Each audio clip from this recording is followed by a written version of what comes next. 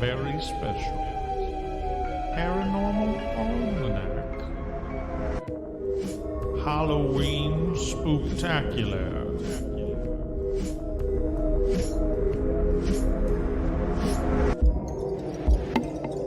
So. Lie back in your coffin and enjoy the show.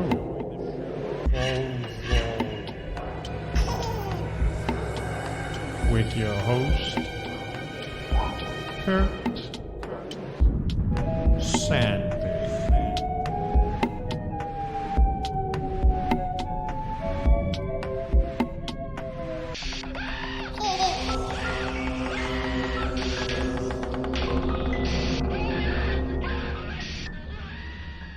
That's right. I'm your host, Kurt Sandvik, and welcome to the... Boy, I'm like a second into this episode, and I'm already fucking... Welcome to the Halloween 2022 episode. That's right. Did I say welcome, Paranormal Almanac? If not, I'm Kurt, Paranormal Almanac. It's Halloween. Let's talk about all things Ouija board. But first, as always, we got shout-outs, baby. That's right. We got shout-outs going out to Heather G, Shooky, Zeus. What's it? Hey, Lee. Paula, Cassidy, Bishop, hey, howdy, hi. Rick, Nico, sharing the mouse. Once again, thank you so much for that card. That was so very, very nice.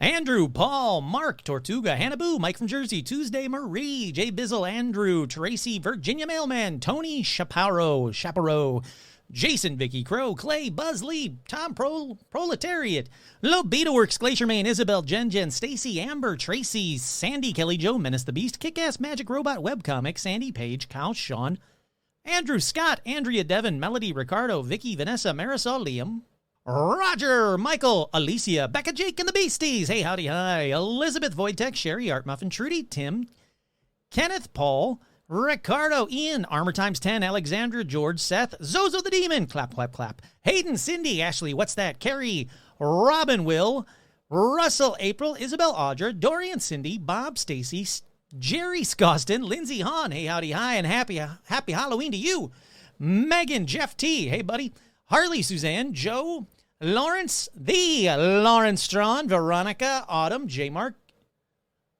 Manning, Carolyn, Martin, Jaden, and Ashy Chuck, Todd, Jamie, and Elijah Hendrickson. Very happy Halloween to you. Dan, Laura Pitts, and the Big Winter Gamer Fan, with two special shout-outs going out to Joe Teague and Stitch, as always. Alrighty, Hand of Fate entries are closed. If you're listening to this episode, well, even if you're not, it don't matter. They're closed, is what I'm saying. No more Hand of Fate entries. I've got them all. Well, all the ones that I've got. Patrons, you are all entered in both. What's that? Yep, even if you didn't enter in the other, you are entered in both. That is my love for the patrons this week.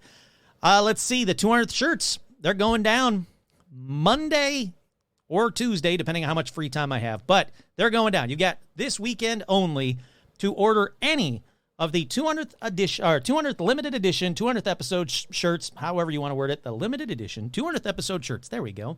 Go to tpublic.com/stores/paranormal-almanac. I think it's stores, actually. tpublic.com/stores/paranormal-almanac. Check out all the merch. A lot of the merch is staying. I had a bunch of people say, oh my God, I got to buy so many shirts. No. It's just the 200th episode shirts, the limited edition. They'll say it on there. They'll say either 200th or they'll say limited edition 200th, but they'll say it on there. Those are all going away. Never to be seen again, because the 200th episode, yeah, if you didn't know, is past. So unless you figure out a way to time travel, then you could go back in time and buy more 200th episode shirts. But if you do that, please reach out to me via that time travel episode I did, and then, let's have a talk in the past. Alrighty, what else we got? I think that's about it. If it's not, I don't care. Let's get to piano news. My Lord. You know what? It's because I'm rushing. I just got to calm down and relax. It's a very, very spooky Halloween episode. It is an episode that is all kinds of Halloween. Hold on, I'm trying to, while I'm doing this, I'm trying to find Halloween. So, oh my God, what just happened? I'm trying to find, everything just crashed. Oh, interesting. It's going to be a fun one. Everything just crashed. But I'm gonna push through because I think I can salvage this. Restored pages, sure, why not? There we go, we're back. But why did everything crash? Okay, while I am in the midst live, I'm not cutting this out. Haunted house sound effects. There we go. So I was going to put some haunted house sound effects in the background. So let's try this one. See how this sounds in the background. We'll see what happens. Sure, why not? This sounds spooky. To get you in the mood for this Halloween, I hope you guys are doing something fun. I hope you're having a good Halloween. Halloween's what, on Monday, is it? But this is Halloween weekend. It should be party after party after party. I mean, I was invited to one, but I couldn't go to it. But hopefully you guys were invited to some Halloween parties, and you guys are having some fun and dressing up and, you know, do whatever you got to do to make this Halloween fun. If anybody comes to your house that says trick or treat, not just some random person that says trick or treat, give them candy. Who cares if they're 15 or if they're 2? Obviously, you know, sometimes parents have to say, you know, trick or treat for their little kids, but you know what I'm saying? Just if someone's willing to dress up and go around and trick or treat, I say give them candy. I also say dress up, have fun, enjoy Halloween. Just because, you know, we're all getting older doesn't mean we can't enjoy Halloween. In fact, we now should be enjoying it more. We can do more stuff. We can drink alcohol. We can go to parties and stay out all night. We can, you know, give out the good candy, the kind of candy that you wanted to get as a kid. All of that you can do because you're an adult. And fuck it, you're an adult. This is Halloween. Alrighty, let's get right into paranormal news. Welcome to Paranormal News.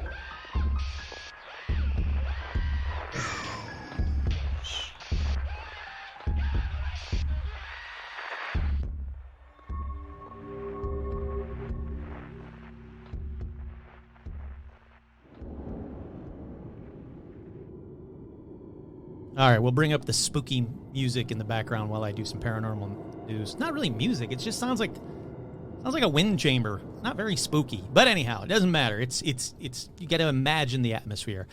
All right, the first story in paranormal news. Many military UFO reports are just foreign spying or airborne trash. They say to forget aliens or hypersonic technology. A classified assessment shows that many episodes have ordinary explanation. Government officials believe that our surveillance operations by foreign powers and weather balloons or other airborne clutter explain most recent incidents of unidentified aerial phenomena. Okay, let me ask you this. The Tic Tac, when they had military pilots, like experienced military pilots that were tracking it, chasing it, and being outrun by it, that is not a weather balloon. That is not airborne trash. That is not, what was the other thing they said? Foreign spying. Those things were doing things that we can't do. Our technology cannot do. Then there's that other one. Was it the gimbal video? There's the other video where the UFO goes in the water, underwater, and shoots back out at an insane speed. Stuff, again, that we can't do. That's not trash. That's not a balloon floating by. So, sure, I get that some of these can be explained, but not the ones that have been made public recently, the big ones. The reason that they've created all of these departments to try and figure out just what or who these things are. I say nay. Nay, I say. Alrighty, up next in paranormal news. This one comes out of Chattanooga, Tennessee. A woman on North Hills Road told police she wanted to turn over a clown doll, which someone left on her doorstep with a letter saying, "Neighbor, he is your problem now. I am sorry, I can't do this anymore."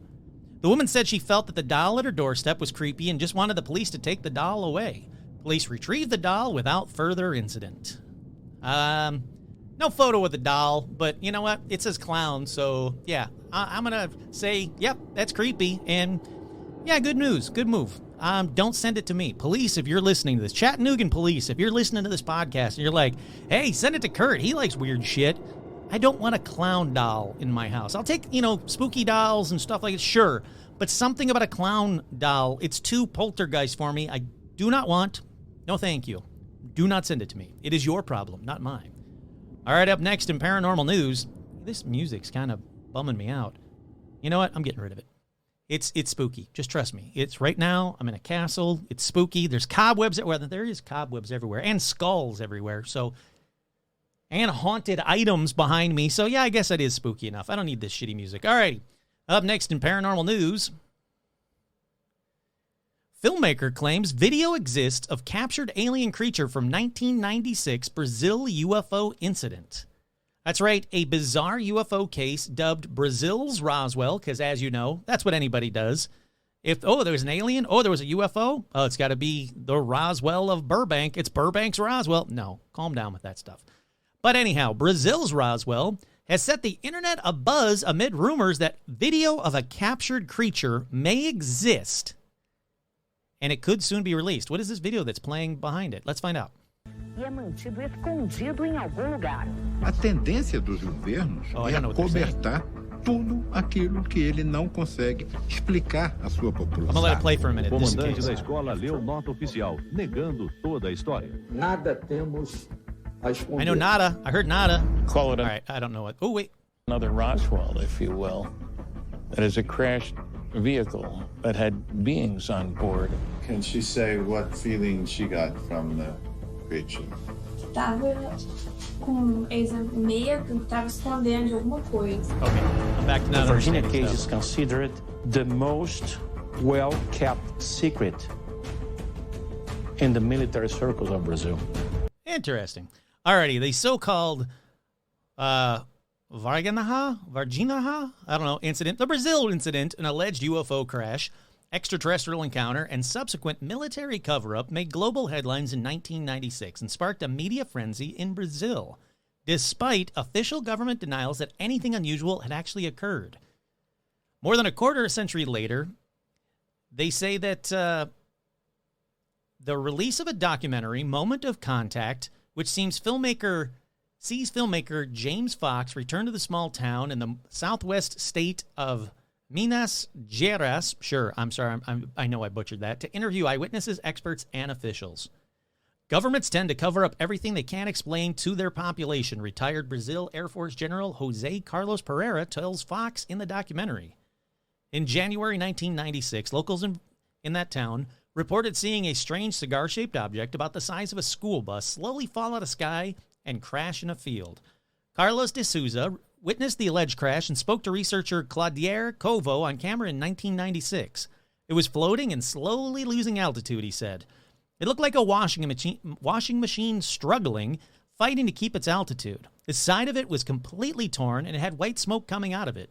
It wasn't black smoke like from a fire. At the time, I thought it was like an aircraft in trouble, an airplane, so I decided to follow it. 26 years later, de Souza and the filmmakers returned to the crash location just up a hill from a small white farmhouse where he broke down in tears. When I arrived at the site on this very spot, I observed a lot of debris and pieces. And when I got out of the car, I immediately smelled ammonia like rotten eggs. Very strong smell. So strong that I had to cover my nose with my shirt that I was wearing. My eyes got watery. Mr. de Souza said he was straight away realized it was something very different from what I was expecting. First, due to the smell. That smell made no sense. And I saw a piece. It looked like aluminum. I took a small piece, it was very light, crumpled it, but when I released it, it went back to its original shape. All right, it is very Roswell. Within minutes, though, Mr. de Souza said military trucks arrived from the nearby ESA Army base 30 kilometers from the town and ordered him to leave, threatening him with their guns. Soon after, the residents were stunned as large military presence descended on the town, cordoning off several blocks and preventing anyone from entering. A group of girls, ranging in age from 14 to 21, made headlines after they claimed they had stumbled across a strange creature in broad daylight at around 3:30 p.m. on January 20th, 1996. The being, which was huddled next to a wall by a clump of weeds in a vacant, grass-covered lot, was described as 4 feet tall with brown, oily skin, V-shaped head, a large head, and huge red eyes.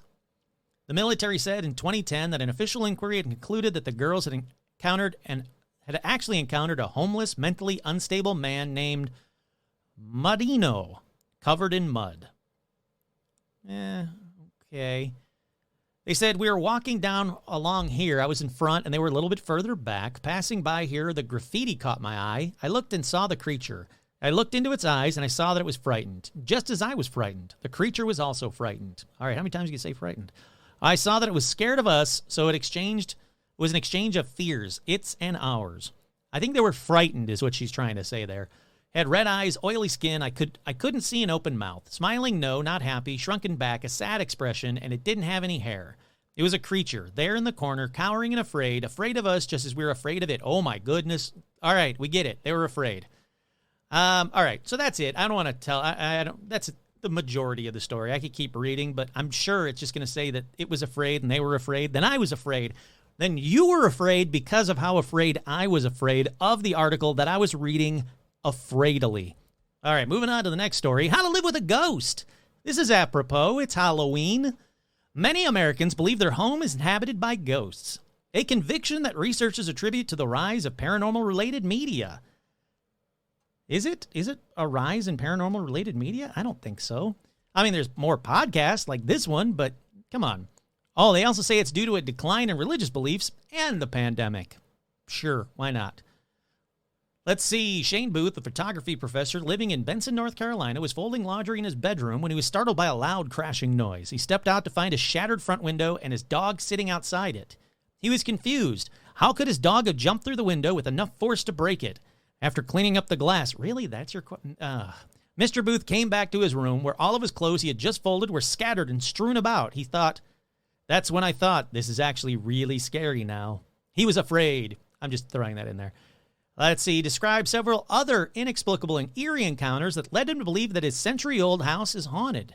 Pictures that he'd hung on the wall, he'd later discover placed perfectly on the floor with no broken frames to indicate a fall.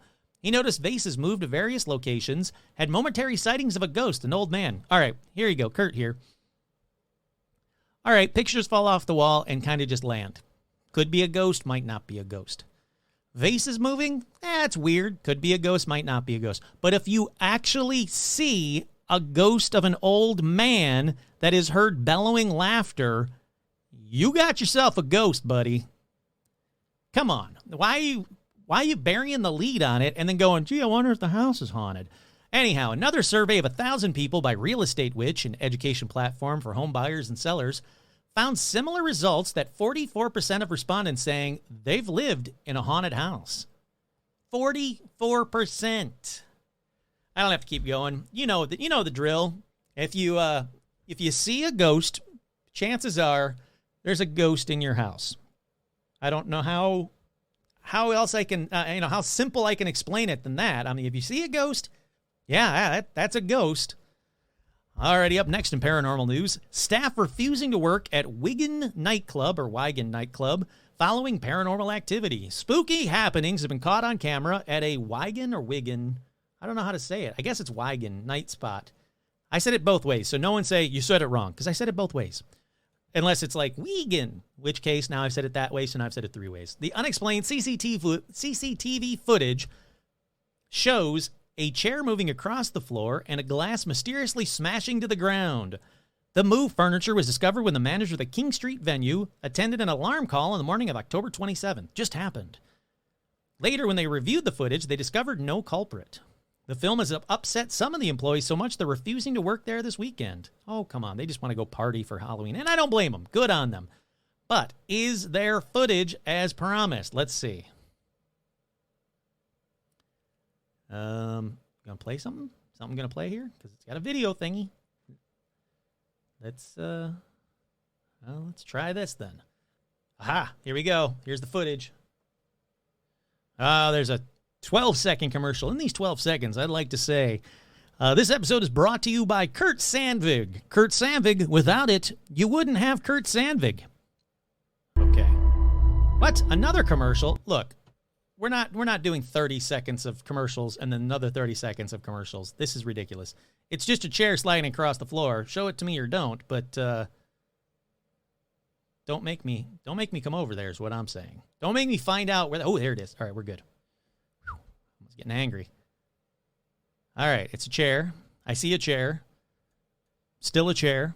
Doing what chairs do. It's not afraid. I'm not afraid. You're not afraid. So far, it's not doing anything. What is happening? Oh, there it goes. Ooh, the chair's sliding. Okay, again, it's very neat. If it's real, sure, it's very neat. My problem is, no, you don't get free commercials on Paranormal Almanac. You go away now. It's very neat. It's a chair sliding out. If it's legit, it's very cool. The problem is, it would be very easy for me to duplicate that footage. Tie a little string on the chair, stand just outside of, a camera frame, and just pull it. And then, woo, you got spooky. And a bar that all of a sudden is haunted right before the holiday, right before Halloween weekend, it gives me a red flag is all I'm saying. But if it's legit, you got yourself a haunted bar. I don't see a ghost, but you got yourself a haunted chair at the very least. Already up next in paranormal news, parents claim they fear their toddler's safety in a haunted house after footage captures a ghost pushing over their son. Let's see, this one's from Tennessee as well. Ashley Scott, 34, is concerned over the safety of her 1-year-old son, Gavin. She's convinced her house is haunted. Footage filmed on a home security camera captured him being pushed over. Her and her partner, Chris, cannot explain how their toddler mysteriously fell. Look, toddlers fall. So let's watch the full video before I read anything else, because toddlers just fall over. You could go like, whew, and a toddler will fall over. You can look at them wrong, and a toddler will fall over. Oh, come on, advertisements. All right, this next advertisement is brought to you by Rum. Rum. Both the drink and the dog are awesome. Get yourself some rum. Either one. Don't steal my dog. But I'm sure she would like to say hi to you, and she'd love pets because she loves people. But still, don't steal my dog. All righty, let's get right back into it. Where we left off, a ghost is pushing around toddlers for no reason, just being a bully and pushing down little kids. So let's see that ghost. All right, kids. Well, all right, the kid got pushed over by a ghost. Holy shit. I think the kid did get pushed over by a ghost. Wow, that's like a ghost kicked a kid in the back of the head. And then the kid turns around and looks like, what the fuck, dude? Oh, there's a different angle. The dad standing there. Yeah, the kid turns around. It's like, what the fuck, ghost? All right, so yeah, you got yourself a bully ghost who's picking on little kids. All right, that is pretty good. I'll put that up on the Facebook fan page so you guys can see that one. I'm sorry that I laughed at a little toddler getting pushed or kicked by an invisible spirit, but it was kind of funny, is what I'm saying. All right, up next in paranormal news, 20 to 30-foot-long black shape spotted on Loch Ness webcam by Nessie Hunter. That's right, Ian O'Fadigan is back. Love this guy. Ian O'Fadigan. Look, I'm sure I'm getting your name wrong, Ian, but you know what? Come at me, bro. I want you on the show. That kind of rhymed. That's right. He's back. Even though these pictures have been barred from the official register. I don't like that. Ian was still keen to share his latest snap. As far as I'm concerned, it's the 7th sighting of Nessie this year. Happened on October 20th. He said, I captured a single photo on Thursday on the Vilne Shoreland Lodge's webcam at Loch Ness at 12:40 p.m. I intended to get video footage, but the object disappeared in seconds and it never reappeared. I estimate the length of the creature to be 20 to 30 feet, taking in the front and left back black object to the back on the second object in alignment. What? It's 20 to 30 feet long is what he's saying. Yeah, it looks like something's in the water. Could be a wave, but it could be Nessie. As you know, I'm Kurt Sandvig. I'm a cryptozoologist. I am the leading expert in all Nessie news. That's right. Nearly weekly, I will have a Nessie update for you and every one of you. You and your friends, and even people that don't listen to this podcast. I'm still going to do them. I'm trying to like drum it up. So like websites will contact me and be like, hey, I heard you're the leading Nessie reporting expert. And I'm like, yes, I am. Kurt Sandvig, Paranormal News. I do have a degree in cryptozoology. All righty, that about does it for Paranormal News. Let's take a quick break, and we'll be right back with more Paranormal Almanac.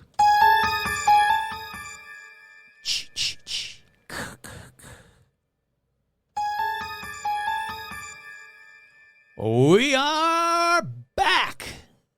All righty, on this latest, well, actually, it's not the latest, it's the last spooktacular episode before Halloween.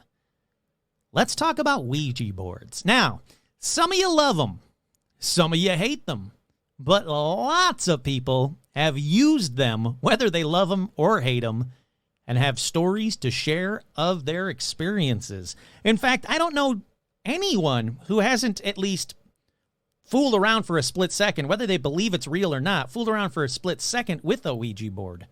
And if you haven't, well, get yourself a Ouija board and just have some fun. What's the worst that can happen?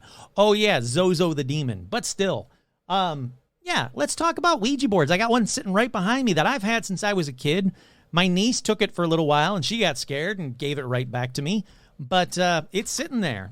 It's a Ouija board. It's got to be, 30 years old, if not more. I had another one. I had a glow-in-the-dark Ouija board, which I think an ex-girlfriend stole. It kind of bums me out. Every now and then, I'll, troll through her Facebook photos to see if I can see my glow-in-the-dark Ouija board in the background, and I think I have once. It was, right in the edge of the frame on her shelf, and I was like, I know that's my glow-in-the-dark Ouija board. You bitch. You Ouija board stealing. Oh, I hope Zozo gets you. But anyhow, let's talk about how and why these things were made. What happens if someone under the age of 8 tries to use one, since mine says ages 8 to adult? Will a 7-year-old have a different experience than an 8-year-old? I wouldn't want a 7 or an 8-year-old to play with a Ouija board, to be honest with you. But if they did, is that 1 year? Does something happen between the years 7 and 8 that you go okay, now I can handle if a demon comes out of the board and tries to fuck with my mind and tells me that they're my dead grandparent? What happens between 7 and 8 that makes you go yeah, I can handle a Ouija board now? Because you know what? You can't. You'll get scared and you'll run away and you'll cry or just pee right there on the spot, but it's not going to be a fun Ouija board experience. So let's get into a brief history time. Brief history time of the Ouija board. All right, Ouija boards first started appearing in the late 1800s. The very first Ouija board was sold in a Pittsburgh toy shop. So if you're from Pittsburgh, you're from the land of Ouija boards, apparently. Basically, it's the same thing you see in Ouija boards today. It's got the yes, it's got the no, it's got the letters, it's got the hello, it's got the goodbye, it's got a planchette. All there from the very beginning. Now, commercial introduction by a businessman named Elijah Bond happened on July 1st, 1890. The Ouija board was regarded as an innocent parlor game unrelated to the occult until American spiritualist Pearl Curran popularized its use as a divining tool during World War I. I thought that was really kind of cool and kind of interesting. It was just innocent fun until this one person started playing with it, and everybody's like, hey, wait a second. But I'll get to that later. I'm jumping ahead. So far, we're still having innocent fun. Now, the advertisement for the Ouija board that was in a newspaper at the time in New York said that the board was, quote, proven to work at the patent office, and described it as being mysterious. Emily Grant Hutchings claimed that her novel Jap Heron, a novel written on the Ouija board from 1917, was actually dictated to her by Mark Twain's spirit through the Ouija board, obviously after his death. Really? Was Mark Twain dead by 1917? Hold on, I want to check her math there and see if she's lying to me. Let's see when Mark Twain died. Survey says 1910. It checks out. You checked out, Emily. It was a close one. Then, 1982, poet James Merrill released an apocalyptic 560-page epic poem titled The Changing Light at Sandovar, which documented 2 decades of messages that were dictated to him through the Ouija board during seances hosted by Merrill, that's his name, James Merrill, and his partner David Noyes Jackson. Now, this book received the National Books Critics Circle Award in 1983, was published in 3 volumes beginning in 1976. The first contained a poem for each of the letters A through Z and was called The Book of Ephraim. It appeared in the collection Divine Comedies, which won the Pulitzer Prize for Poetry in 1977. According to Merrill, the spirits ordered him to write and publish the next 2 installments, Mirabelle, Books of the Numbers in 78, and Scripts for the Pageant in 1980. Fun, cool little fact. All right, let's get to somebody who should know a thing or two about Ouija boards. Aleister Crowley himself. This is what he said about Ouija boards.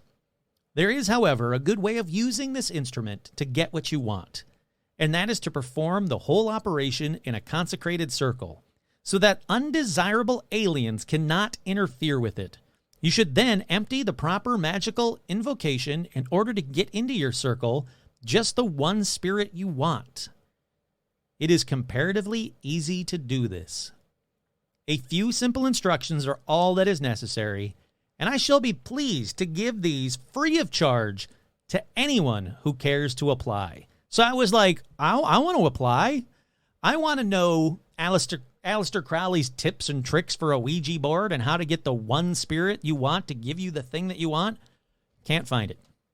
I mean, I realize he's dead. I'm not giving him grief. It's not his fault, but I can't find it online is what I'm saying. I can't find his tips and tricks for that one thing, that one spirit.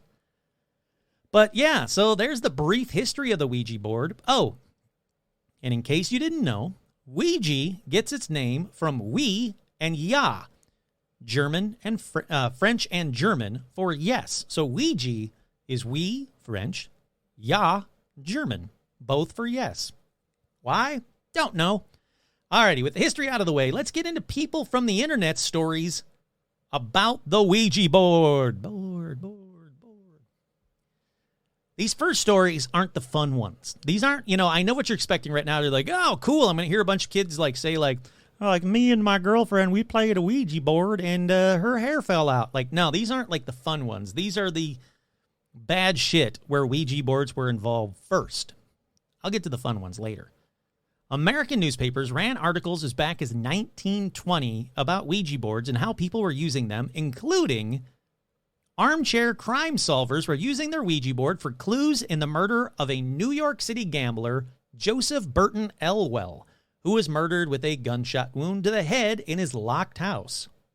Unfortunately, I would love to say, and because of these Ouija boards, they managed to find the person and the murder was solved. No, murder was never solved. The next year, New York Times reported that a Chicago woman was sent to a psychiatric hospital where she tried to explain to doctors that she wasn't suffering from mania, remember this is 1921, but that Ouija spirits had told her to leave her mother's dead body in the living room for 15 days before burying her in the backyard. Kurt here, don't do that. That seems bad for everything. It's probably bad for the rug, or if you have hardwood floors, it's probably bad for the dead mother's body, probably bad for like flies and stuff. I can't find the good in that, so I'm going to say don't do that. Then, 1930, a newspaper article was written about two women in Buffalo, New York, who murdered another woman, supposedly on the encouragement of Ouija board messages. Then, 1941, a 23-year-old gas station attendant from New Jersey told the New York Times that he joined the Army because the Ouija board told him to. 1941. Good thing there was no world wars happening in 1941.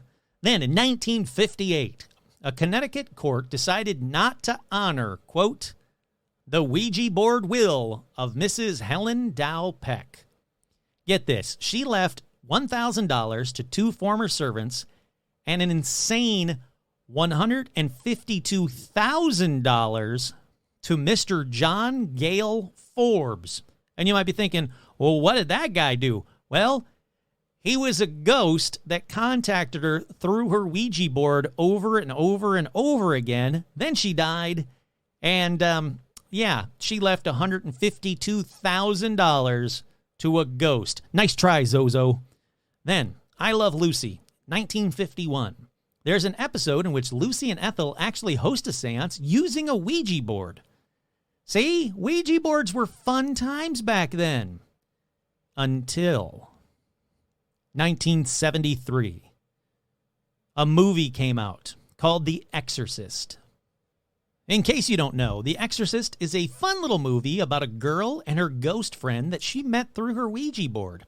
And, well, The Exorcist kind of just ruined everything. Just like Psycho made people afraid of showers, or Jaws made people afraid of Roy Scheider, The Exorcist made religious people really afraid of Ouija boards. But, which is weird, because The Exorcist didn't make them afraid of having most of their furniture in pea green colors. So that's weird. You're kind of picking and choosing your battles here. It wasn't like Parker Brothers came out with a game called The Exorcist. Have your kid get possessed by the devil and then play, whoever can exorcise her wins the game. No, it's a Ouija board. It's not the same thing. I get that the girl in The Exorcist meets the thing through a Ouija board, but it's just a freaking movie, people.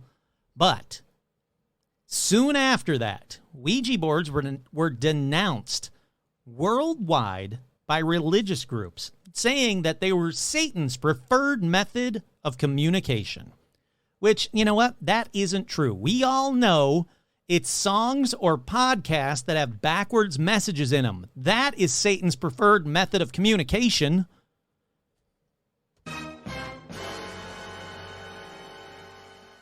All right, here's a not so fun, spooky Ouija story. 2 or 3 of them. There's going to be a few of them, what I'm saying. They're not so fun. Let's go to 1933, where Dorothy Irene Turley was convicted of assault and intent to murder her husband Ernest in the White Mountains of Arizona, after confiding in her 15-year-old daughter Maddie that she wished to marry, quote, a handsome cowboy. Look, who doesn't? So the two set about using the Ouija board, which soon began instructing Maddie how to kill her father. Dorothy told her daughter the board, quote, could not be denied. So days later, while Dorothy and her son were in town, Maddie shot her father twice in the back while he was carrying a milk pail. Now, she immediately regretted it and ran for help. Guess what? Doesn't count. You still did it. You still shot him twice in the back. Yeah, you immediately regretted it? Really? You should have regretted the second you thought about it. Now, Ernest died in the hospital weeks later. Maddie confessed to the crime, was sentenced to a state reformatory, and paroled after only 3 years. Dorothy's conviction was reversed by the state Supreme Court. Then, Bessie Gilmore contacted a demon as a child while playing with the Ouija board. She believed that the entity became attached to her family after her 2 sisters were paralyzed and killed. Cut to years later, Bessie married and began living with her mother-in-law, Faye, who was a medium. After a seance, Faye, the medium, came home to find her mother-in-law... After a seance, I get it. Bessie came home to find her mother-in-law, Faye, exhausted, and she helped her to bed. She later woke up to a feeling of being touched and saw, quote, an inhuman face leering at her from the darkness. So she freaks out. She turns to face Faye, who is staggering towards her. Now the Faye gets to her and shouts, it knows who you are. So Bessie ran to get her children, and she said she found a creature standing over her son Gary and looking him directly in the eyes. Although they managed to get out, it's said that Gary was plagued with nightmares for years after, leading his mother to believe that he'd been possessed. Then, as an adult, Gary was executed by firing squad in 1977 for the murder of 2 men. Of course, Bessie was like, that was the demon that possessed him. It wasn't really Gary. Get this. Gary's last words before execution were, let's do it. That's creepy. Yeah, isn't let's do it Nike? I don't know. I'm sure that Nike's tagline has nothing to do with a possessed Gary that killed 2 people. God, I hope not. It's been bad enough for shoes this week. All right, next to 2001. During a seance with her daughter and 2 granddaughters, Carol Sue Elvacar received an urgent message through her Ouija board that her son-in-law, Brian, was possessed by evil and had to be destroyed. Shortly after that, she stabbed Brian in the chest while he was sleeping. He bled out and died. So, Carol dragged the other family members to the car and took off, but soon steered the car off the road and began to attack her 15-year-old granddaughter because she'd become to believe that she was evil as well. The grandmother then ran from the car, stripped off her clothes, jumped a highway median before running into the woods, where police would later find her hiding. She was charged with first-degree murder. She was judged insane and was institutionalized. Her daughter was also charged as an accessory for hiding the knife, supplying the getaway vehicle, and enabling child abuse. See? Not fun stories yet. Don't worry. They're going to get fun. I promise you. Next, 2012, 15-year-old Velasco, Texas teenager and his 14-year-old friend were hanging out in the woods behind their high school. The older teen apparently took out a 4-inch knife and stabbed his friend in the abdomen, causing near-fatal intestinal lacerations. After doing this, he asked his injured friend to tell the police that he had fallen on the weapon. No is the answer. You stab me with a 4-inch knife in my gut and then go, "Can you please tell the police that you fell on it?" No. Not happening. In the days leading up to the attack, the attacker admitted to partaking in seances using a Ouija board, which instructed him to attack his friend because he was the cause of all of his problems. The victim spent 3 days in intensive care, and the attacker was sentenced to 3 years in a Texas Juvenile Justice Department facility. You did it. You made it. Give yourselves a hand. You've made it. All right, no, that's enough. You've made it to the fun kind of spooks and tingles. The good kinds of stories that aren't necessarily good, but they're a lot more fun than the shit I just told you. The first one says, these are all from the internet, grain of salt time. You know the drill. You know how you do it. The first one says, my brother's friend played with one at his house, Ouija board, and all hell broke loose. Their family would see pennies and marbles being thrown down the hallway. One day, his mom was doing yard work and saw a dog. When she called to the dog, she said that it suddenly had an old man's face. Kurt here, my guess is that she saw a pug and has never seen a pug before. Things got so awful that they had to call a priest to do an emergency exorcism, which, as you know, is more costly than a routine exorcism. Make sure you exorcise your spirits routinely so you don't have to pay the emergency fees. All right, to this day, they still see black shadow figures following them. Next, Justin played with a Ouija board one day with several of his friends. They asked questions, but instead the planchette moved to certain letters. It began moving in a strange pattern. It went to all four corners of the board and made an X. Then it just went in circles. The next time he used the board, it was with a different friend at his house. Again, the planchette moved in the same strange pattern. I felt like it was a kind of hex. Later that night, he was sleeping. He felt a forceful hand grab his arm and wake him up. This next one says, when I was around 12 to 14, one girl brought a Ouija board to my friend's birthday party / slumber party. I was pretty skeptical, but I was also really curious about it, as I had never used one before.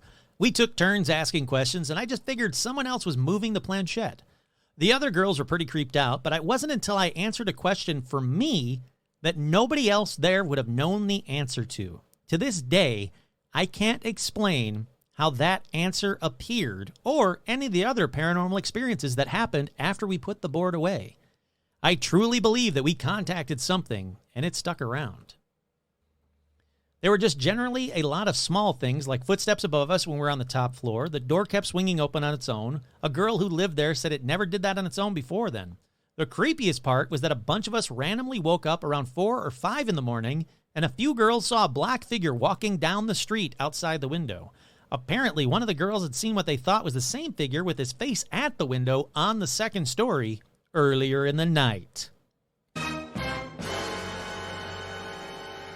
This next one says, the first time I used a Ouija board, I was about 6 or 7, and I was with my mom and older sister, who was about 15 at the time. The family had just moved to a new house, much bigger and much older than the one they lived in previously. That night, Paige, her mother, and her sister were eating pizza on the living room floor since they didn't have all their furniture set up yet, and they put a fire to ease the chill of the fall air. After dinner, her sister pushed her mom to let them play with their Ouija board. Got it. As we were using it, a box in the living room that had some books in it literally flew across the room. Shortly after that, the fire inexplicably, there we go, went out, and their mother was so shaken that she took the girls to their grandmother's house to spend the night. This next one says, one evening I decided to play with the Ouija board with my friends when we were in high school. Nothing seemed to happen, so we all just gave up. Later, though, weird stuff happened in the house ever since that night, and to this day, it hasn't stopped. We had glasses move across the table by themselves. I saw a spoon in a cup of coffee aggressively stir in the cup without anyone being near it. The sound of footsteps leading from upstairs down to the living room never stopped. This next one says, I was about 12 or 13, spending the night at a friend's house, goofing around with the Ouija board with him and his sister. We're getting all sorts of gibberish, plus words spelled out, just kind of scaring ourselves for fun, not taking it very seriously. Then, we got the message, I can see you through the window. And then, I can see you through his eyes. It was just a small window in the basement room we were in, and just the backyard and the woods past the driveway visible through that window. We asked it more questions, and it said, I'm under the car. So we somehow got up the nerve to go out with the flashlight and peer under the car. There we saw a huge black stray cat hissing at us. We ran inside freaking out, and at that exact moment, the power failed and all the lights in the house went out. We just about actually shit ourselves. A few minutes later, the power came back on, and we sat up until dawn, scared, and we never played with the Ouija board again. This next one says, my two best friends, M and L for this story, and I played the Ouija board at M's house. It was going fine until M asked the spirit how it had died, and it said, murder. She asked how it had been murdered, and it said, not I. It gave its name as something older, something I can no longer remember, and gave us a date in the 1800s. It started to get heavy. The whole room felt different, and the little thing on the board was ripped out of our hands and went across the room. We stopped playing immediately after that. M's mom died of cancer a week later, very suddenly, and nobody knew. Probably a coincidence, but L's mom was hospitalized for a serious drinking problem not long after that, and then my mom had an emergency hysterectomy the same week. I have since then experienced things that I don't think I would have without this experience. Voices, dark shadows, footsteps. I wonder if I'm haunted sometimes, and it's been 9 years since we played with that Ouija board. I like that one. I thought that was a pretty good one. This next one says, when I was little, my mom took out a Ouija board and asked my brother if we'd like to play with it. It started out pretty funny. Someone was obviously moving the glass thingy, making words like poop and stuff like that. But then my mom said, let's get serious and try to contact someone. Here's where it gets weird. A friend of hers had recently gone missing. He'd been missing for a month or so, and nobody knew where he was. When we asked who it was we were talking to, his name was spelled out. When we asked if it was my mom's friend, it said yes. My mom got visibly upset and asked where he was. In a lake was spelled out. It was extremely upsetting to her, and we stopped immediately. My mom tried to be lighthearted about it since I was so young. I believe it was no big deal as well. Then, 2 weeks later, they found his body. He'd been hit by some car or train or something on a bridge, and his body fell in the nearby lake. Yeah, that's cool. I like that one. 2 for 2. I like those. Up next says, we were hanging out in a friend's dorm room and busted out the Ouija board. There were a few of us who had used them before, and a few that were quite skeptical. It was about 11 p.m. The communication with the board was going quite well. Gary, one of the skeptics, kept calling bullshit to the whole thing, so we convinced him to sit on the floor with us and give it a shot. His first question, is this for real or a bunch of bullshit? The planchette went to no. Fine, he says, prove it. No sooner has he finished that statement when the lights in the room flickered and the building's fire alarm went off. Now this freaked us all out. We left the room to follow the alarm procedures. After about 20 minutes, campus safety said it was a false alarm and let us go back in the dorms. When we arrived back up to our friend's room, the Ouija board was gone. No one took it with us, and the room was locked. Alrighty, this next one says, I was over at a friend's house back in the early 90s. I believe it was the 9th grade at the time. There were 4 of us, myself and 3 other girls. Now, they kept asking if they wanted to play with the Ouija board because we've been talking to some dude on it named Roger. Now, I was totally skeptical at first. I wasn't buying it. Totally thought they were moving the planchette until I asked the board a question that only I knew. Now, we had just gotten our grades from school back that day, and I asked what I got in science. I remembered this clearly, and I know my friends didn't know the answer. The board spelled out my grade. All right, so I started asking it more questions. I can't really recall the details of that night other than the board kept calling one of my friends a bitch. It hated her. It liked me. His name was Roger, and he was stabbed to death. At one point, I was the only one controlling the board and asking questions, and it worked. The freakiest thing that has ever happened to me. I'm not super spiritual, have not seen anything else paranormal related, and feel that I'm a very rational person. All I know is that something supernatural was controlling that board without a doubt, and I believe his name was Roger. And apparently he thinks one of your friends is a bitch. Let's see, up next, doing the board with 6 or 7 people, only one of my friends knows Latin, and he's not touching the planchette. The contact starts speaking to us in what our friends identified as Latin. This same friend later pulled his hands back from the oracle planchette, having received what looked like a small scratch on his wrist, not bleeding, but bright red as if fresh. His girlfriend at the time was plagued by a contact they had made and would wake with strange bruises on her legs. All right, I like that one. Again, if that is true, if the Ouija board started spelling out things in Latin and not stuff like e pluribus anus. No, I'm talking like real Latin. If that is the case and it was like legit sentences in Latin, fucking cool. Also, why did you casually say, oh, and only one of my friends knows Latin? Look, I don't know anybody that knows Latin, nor should I. Maybe I should be learning Latin. Maybe that's the next thing I should have so I can have a degree in Latin behind me. But I really kind of call bullshit on any time someone's like doing an exorcism or playing with a Ouija board and they go, and then they started speaking in Latin. I seriously doubt it. Like, sure, like Sic Semper's, Sic Semper's Tyrannis, the thing that John Wilkes Booth yelled out. Look, I know that there's a couple of Latin words here or there that I'm sure I know. But like full words or sentences in Latin, it's cool if it can be proven. Let's see. Me and my close friend have used a Ouija board a handful of times over the last few years. Every time we've played and asked who we're speaking to, it tells us Allison. Now, our good friend Allison committed suicide 8 years ago. Most of the questions we ask her answer with her spelling out mom. Most of the time, the vibe feels good and nothing weird happens. But one night we were playing and all of a sudden, the mood switched. Now, the vibe in the room was eerie and something didn't feel right.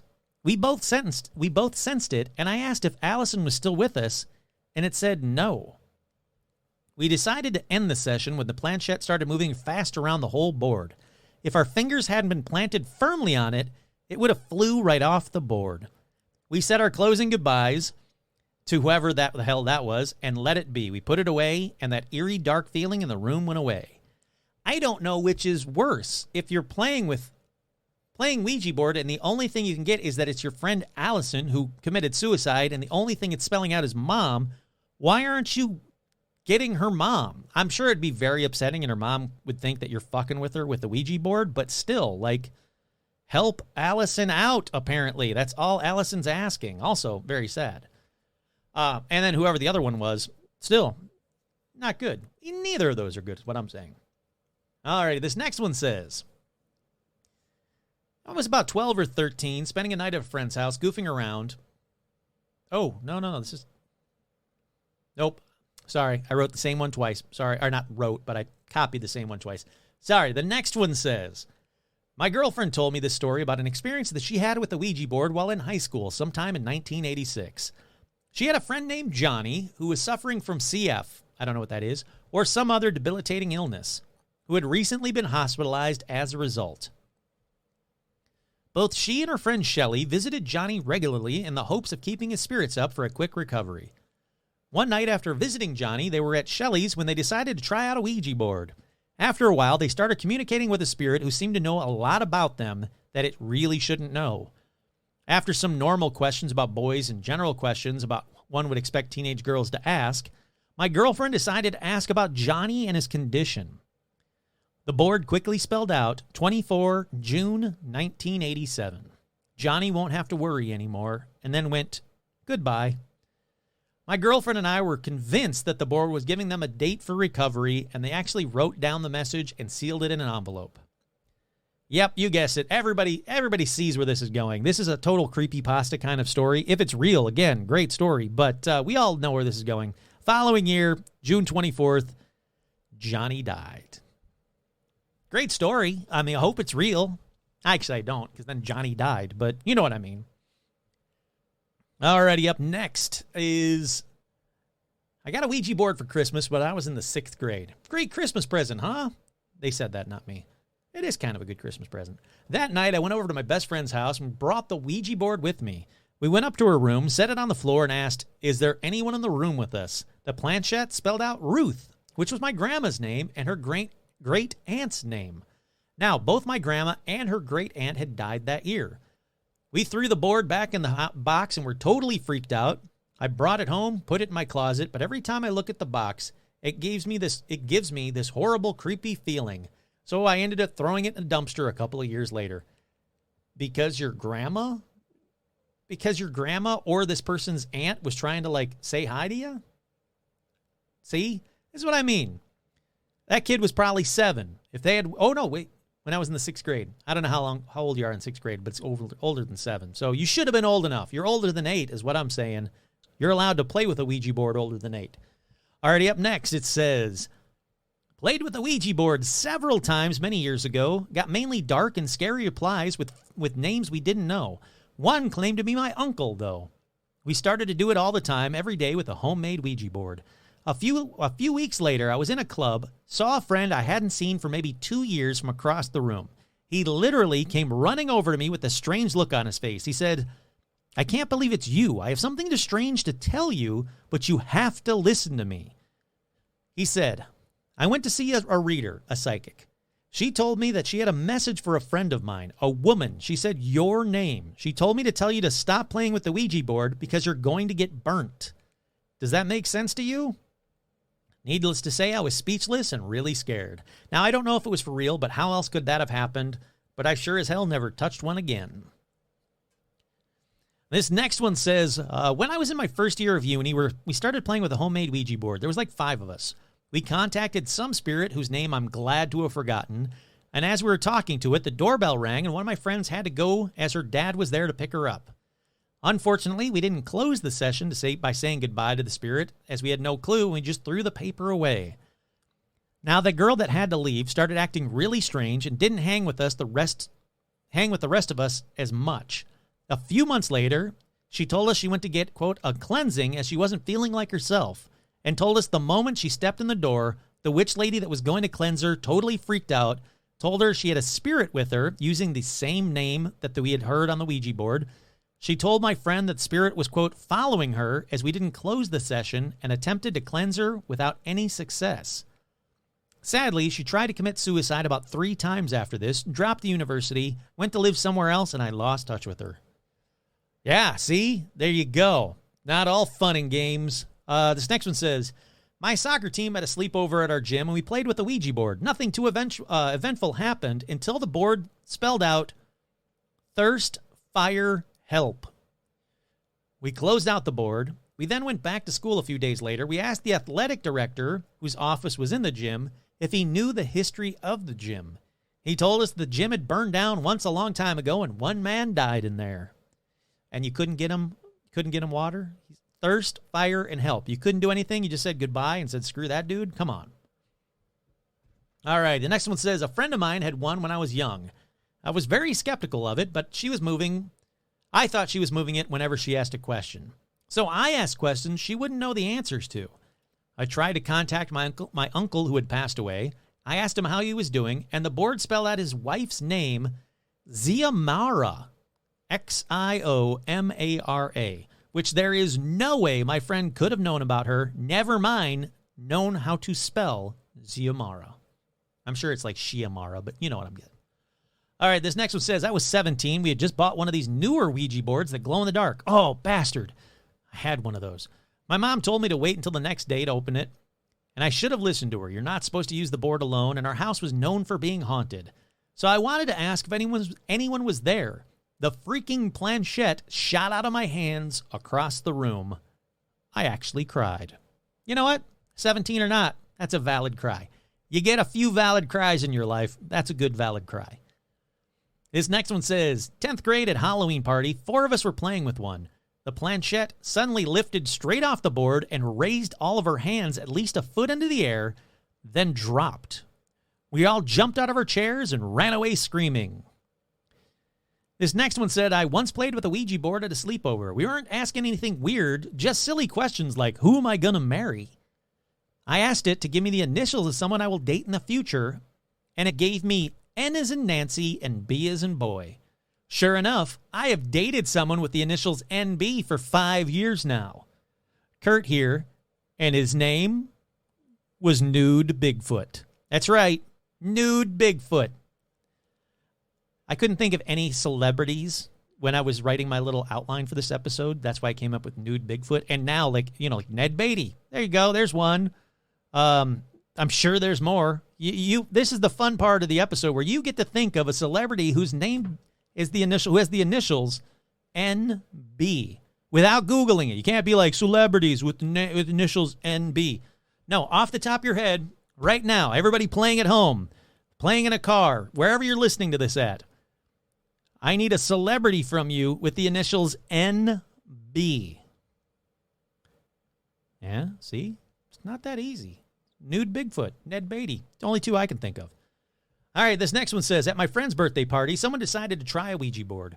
My friend's protective mother was next door at her parents' house, not anywhere in hearing distance. Suddenly, as several kids went into the bathroom to sneakily use the board, my friend's mother came running in the front door and shouted all those who intend on using the Ouija board had to leave immediately. She said she felt it from a distance what they were about to do. Creeps me out to this day. Yeah. Next one says, when I was younger, my 2 older cousins, my older brother, and I were playing with the Ouija board, but all it spelled out was mama. Later that night, when my brother asked our mom if she had ever played with the Ouija board, she said she had once, but all it would spell out was mama. This is the second story with mama. Then, a few years later, I was really bored and got a ghost detecting app on my iPod. I was really into Ghost Adventures at the time. And the very first thing the app said was mama. Mama, just Ouija'd a man. All right, this next one says, I was an editor for our school's newspaper. In our Halloween issue, we decided to use a Ouija board design in our center section. One evening, my friend and I stayed late to finish up the newspaper before it needed to be sent out for printing. But as soon as we opened up the Ouija board spread to check it out, the computer we're using shut down, along with the other 30 in the room. For the rest of the night, we experienced computer problems whenever we worked on that specific section only. Yeah, that's a good one. This next one says, my best friend and I bought a Ouija board and took it to her house. We asked a few questions to no answer. Finally, we asked outright, we said, is there anyone who would like to talk to us? The planchette slowly moved to no. We were freaked out because there was obviously a spirit there, so we tried again. What's your name? The planchette moved to shh, and over again, spelling out shh, shh, shh. So we said goodbye and closed up the board. We seemed to have bothered someone who wanted to be left alone. Kurt here, how much of a loser do you have to be for the Ouija board to be like, who's calling? No, thank you. Shh. No, I don't want to talk to you. I'll wait for another dumb kid to talk to me. I don't want to talk to you. You're a loser. All right, this next one says, after making her own do-it-yourself board, a commentator said that she was in contact with a spirit while their sister was using a noisy vacuum cleaner on the floor above them. After a few moments of silence from the board, suddenly the planchette started to be spinning really fast and spelled out, our sister's name wants to talk to you. We were puzzled as we didn't hear her talk to us. At that moment, the vacuum stopped and she yelled for us to come up and help with chores. Chores from beyond. That sucks. I don't want to do chores ever, but when a Ouija board's like, all right, you got to knock this shit off and go do chores. Again, loser number 2. Well, first one didn't want to talk to them at all, and this one was like, can you go do your chores first? Do that. All right, the weirdest use of a Ouija board goes to this one. It says, we used to sell grain through the Canadian Wheat Board, and you would get paid at the end of the year. You'd get a final payment. What? You'd get paid, and at the end of the year, you'd get a final payment. I get it. You never knew how much per bushel you'd get as a final payment. So my brother asked the Ouija board, and it told us the exact amount. Anyway, he went to the coffee shop and told all his buddies how much he was going to get. A few months later, it was announced, and it was the exact amount. See? That's what you're using the Ouija board for? This portal to the other side? You can ask any question about any dimension, any time, anything, and you're like, how's it going, eh? I was wondering how much a Canadian Wheat Board I was going to get paid at the end of the year. Oh, you could tell me. That'd be great, oh. All right. Talk to you later. Come on, man. Go to Tim Hortons, eat a fucking donut. Don't waste the other side's time with shit like that. This next one says, my mom and I used a Ouija board after their friend died. He had remarried, but had told his daughters that he was leaving them a few things in his will, including some money. His second wife was the executor of the will and was saying that he didn't leave them anything. Anyway, Mom and her sister thought it was possible that the money wasn't left to them, but my aunt was really strapped for cash, and they wanted to find out if that was the case. So they use the Ouija board, they contact their dad, ask him whether he'd left them any money in his will. It spelt out a 3-letter acronym for a bank and then a series of numbers. Turns out he did have a bank account with money in that bank. We believe it was intended for his daughter. The account matched the bank acronym and the number. Unfortunately, you all guessed it, the bank's not going to give it to you because, Ouija board's not the way to get into a bank. All right, this next one says, the first and only time I ever used one, I was a teenager playing with it with a friend on the back porch. I didn't know of anyone who died, really, except I remembered from an old photo on the wall a great aunt called Neil. The name Neil stuck with me because it was a boy's name. So I tried to talk to great aunt Neil, but when I speak, I say without hesitation or control, Aunt Connie. I thought, well, that's weird. I don't have an Aunt Connie.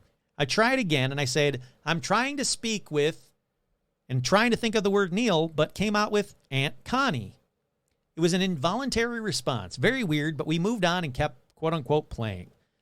When my mom got home from running errands, she asked how her game was going, and I replied, it's fine. I kept trying to talk to an Aunt Neil, but kept saying Connie, which is so weird because I don't have an Aunt Connie. I still remember my mom's face in that moment. It turns out I did have an Aunt Connie. She was a baby who died of SIDS decades before I was born. That's a creepy one. Wait, where's the creep? I don't really have creepy noises. Best I can do. This next one says, my mom and her 3 friends were playing one and spelled out 4 till no more. They didn't think anything of it, and then over the course of the next month, one friend's brother died of an overdose. The second friend's dad passed away suddenly. My mom and the 4th friend were in a deadly car accident where the driver, who was their close friend, did not survive.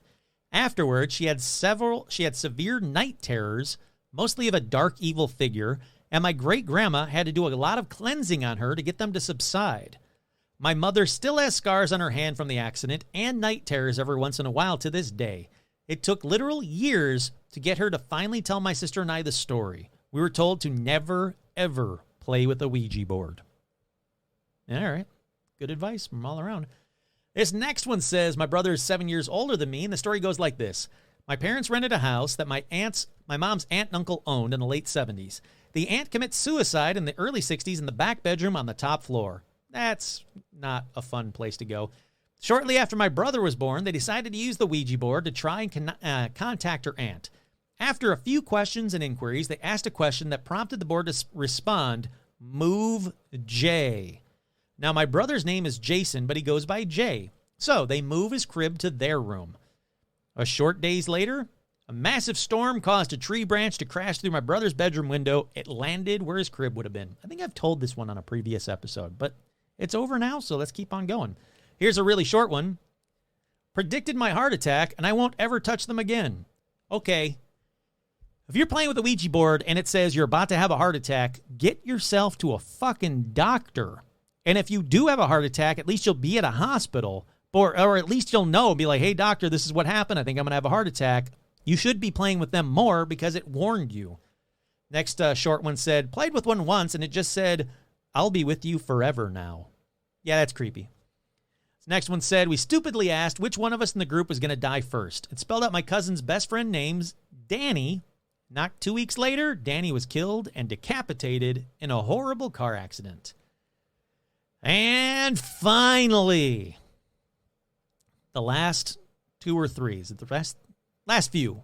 Let's do 1, 2. Let's do 3 more. Okay. So about 12 years or so ago, I was in my early 20s, and my now wife was my girlfriend back then. We were on the roof of her mom's house. We had a Ouija board, and an entity came through and spelled out Zozo. I laughed and thought it was a funny name for a person. Immediately, the planchette began moving very quickly and spelled out several times in a row, fuck you. It was violently moving around the board, and I couldn't stop it. So I forced the planchette onto goodbye and told it to leave. That the session was over, I'll never forget my first experience with Zozo. In case you haven't guessed it, these next few are all about Zozo. This next one says, when I was a kid around 12-ish or so, my friend and I would use the Ouija board pretty regularly. One day we were at a friend's house. Her mom was watching us use the board but not touching it. The mom was asking questions about a bunch of stuff neither of us had any way of knowing and getting correct answers. We often had Zozo come through, but this was pre-internet day. I thought it was Oz-Oz, O-Z-O-Z. We would immediately close the board and put it away. Never had any negative things happen to us, though, that I can think of. Honestly, at the time, I thought it was my friend moving the planchette to freak me out. Then, as an adult, I find the Zozo stories being fairly common, and it freaked me out. The last one says, a few months ago, my friend brought over a Ouija board. There were about 5 of us at the sleepover, and we began to use the board. We met, quote-unquote, Joe. After an hour speaking with Joe, one girl asked, Joe, are you a bad spirit? And Joe spelled out no, then spelled out him. We asked what he was talking about, and it spelled out he's coming, then began to spell out Zozo. The next morning, we tried it again, this time speaking to someone claiming to be Joe's wife. We asked her, is Joe a bad spirit? And she quickly responded, yes. Zozo.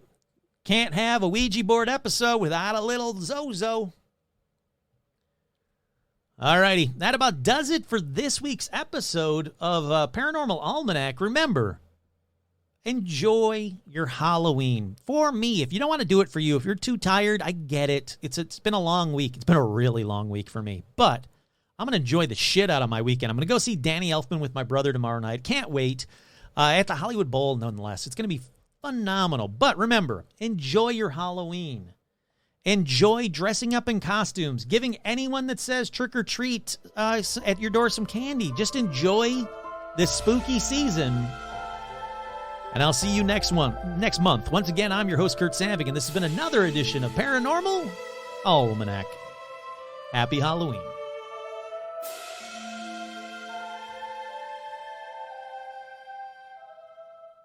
So